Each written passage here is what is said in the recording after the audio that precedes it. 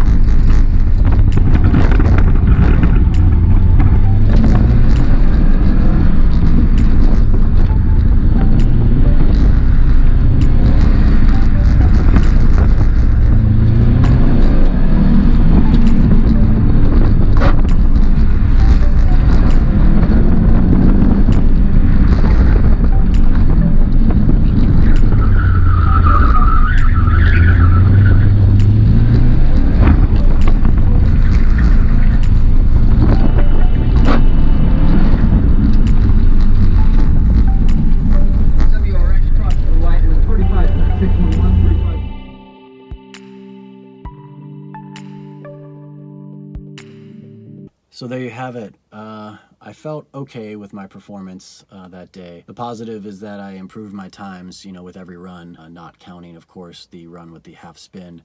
But I was still about 3/4 of a second off of the fastest guy in my class, which was pretty disappointing. I'm sure I could just throw out some typical race car driver excuses. You know, the tires were old and the stock suspension's pretty shot, but honestly I really wasn't prepared mentally that day. I don't know if it was the daylight savings time change or I just didn't get enough sleep, but I was pretty out of it the first couple runs. So it's a learning experience. I'll try to do better next time. But anyways, looking forward, I got some cool videos coming up in the next couple weeks. I'll be finally putting on the KW V3 coilovers, and I'll be getting some new tires, and I just got some few cosmetic installs to do to add to the car. So pretty excited to see how it comes out. So hopefully you guys stick around, and I'll talk to you later.